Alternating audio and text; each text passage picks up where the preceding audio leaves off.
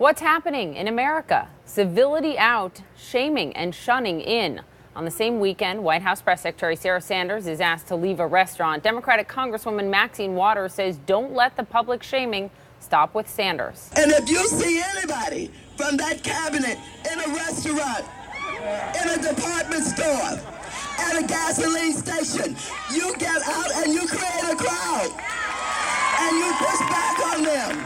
And you tell them they're not welcome anymore, anywhere. The Congresswoman pushing more division in a nation already seemingly divided. Shame!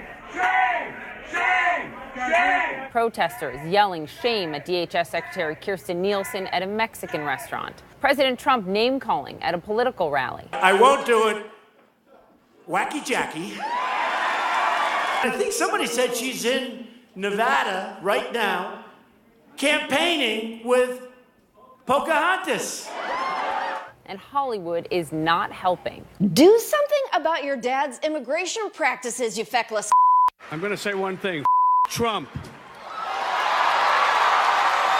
They said, our dad wants to meet you. And I turned around and Paul Ryan was walking towards me. And I said, no way, man. Roseanne's tweets turn racist, and a former Trump advisor apologizes after saying this. Michael Hayden posted a picture of Auschwitz. Donnie Deutsch is talking. That liberal look, Michael Hayden. Yeah, that screaming liberal Michael Hayden. You're out of your cotton-picking mind. Cotton-picking mind? Brother, let me tell you something. Let me tell you something. I got some relatives who pick cotton. Ridiculous. And I'm not going to allow you to attack me like that on TV. I'm not out of my cotton-picking mind. You're out of your mind. This is America, 2018. I could go on, but this is all just in the last few weeks. Let's talk about civility. With me now, David Gergen, CNN senior political analyst and former advisor to Presidents Nixon, Ford, Reagan, and Clinton, and Salena Zito, our CNN contributor, is also here. David Gergen, you have lived through a lot. You have advised a lot of presidents. You have seen a lot. But where are we today? We're adrift, and the country is very, very much on boil. I think the emotions are running very high on all sides. There are a large number of people on both coasts who think Trump is totally unethical, that he's a moron, all the other kind of epithets one can think about. And there are people in his base who not only are strongly for him, but they're more strongly for him now, and they're fed up with what a press in the left they think has been carping, doesn't give him any credit, whether it's for the economy or North Korea. And gradually, I think both sides have now reached the point where they're so frustrated and so fed up and so impatient for change. That this could lead almost anywhere. It is extraordinarily divisive. I cannot remember a time. The anti-war movement in Vietnam, the civil rights movement, in the 60s and early 70s, both of those were much more civil in tone. Even the anti-war movement was more civil in tone, but certainly the civil rights movement among the people who were protesting. Salena, to that point, I mean, you can oppose the policy and you should be vocal about what you believe, but kicking Sarah Sanders out of a restaurant trying to eat over the weekend doesn't change policy. So that happens. And then Maxine Water, the Democrat in Congress, is giving this speech at a rally, and she calls for further division. And then you've got the Republican Party, though, giving this president in a new Gallup poll a 90% approval rating. And he is the epitome of division, right? I mean, he wouldn't argue that he's divisive. He wouldn't argue against that. So how do you explain all this? Well, first of all, the good news. I mean, that whole clip was just disheartening, right? I mean, no matter what side of the aisle you're on, you're watching that, and it makes your heart hurt.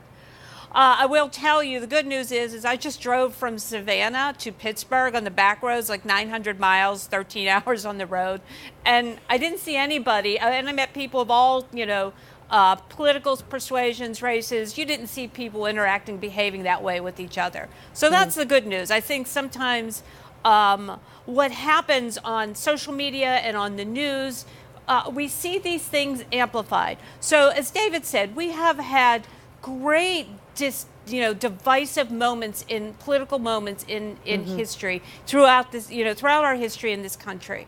But the problem is twofold. First of all, social media, as I just said, and the constant news coverage amplifies it and makes it bigger and makes it, puts it in your living room. But you know, the problem, I think, for people that are going towards Trump's coalition is that the people that have the most power and culture are the people that live in the coasts. They're the ones that in pop culture, right? They're the ones that are more part of the media, more part of Hollywood. And those kinds of things that like De Niro said or Maxine Water said pushes people who might not even really like Trump a lot, but pushes them away from the Democrats because they feel as though their culture is being disrespected. So to that point, here is what Glenn Beck said to Brian Stelter about exactly that this weekend. Don't you understand what you're doing? You're driving people into the arms of Donald Trump. You're driving them into it. Yeah. David Gergen, what do you think? Yeah. Listen, I do think that the cultural issue is a fair point. That our culture has never been very, Hollywood culture has been never very sympathetic, for example, to the pro-life movement. It's not very sympathetic to the Tea Party movement. And there are a lot of Americans who feel like they've been treated as second-class citizens. But I must tell you, we have never had a president who has lit the fire and put the country on boil more than this one. I think the culture has been here for a long time. What has dramatically changed is the nature of our leadership and the incivility in Washington. Now, incivility preceded Donald Trump to Washington. It was there long before he got there. The polarization and all the breakdown of norms was there, but it's accelerated, it's deepened, and it's become much more poisonous. We're beginning to see threats to the way we live with each other. We're beginning to see threats to the whole idea we hold of democracy, that we may have our disagreements, but we basically have the same values. You know, Salena, former Supreme Court Justice Antonin Scalia and current sitting Justice Ruth Bader Ginsburg could not have disagreed more when it came to the law and the Constitution, but they were dear friends. And they were able to have dinner and have a discourse despite being on the opposite side of almost every issue. How does this country get back to being like that friendship? I do see that everywhere. I see that a lot. So it's not gone, but what's amplified is what we see on the news, and what we see on social media, those things that divide us. I mean, I to David's point and what's in the Great Revolt, Donald Trump did not cause what's going on, this populism that's going on. He's just the result of it. And if we don't pay attention to it, if we don't address it in a meaningful way, it continues long beyond his presidency. I think that's like the important lesson in the Great Revolt, and the important lesson of what's going on is this continues, and I think we need to address it more effectively and more thoughtfully. Of course, The Great Revolt, your new book. Salena Zito, thank you for being here. And David Gergen, always good to have you.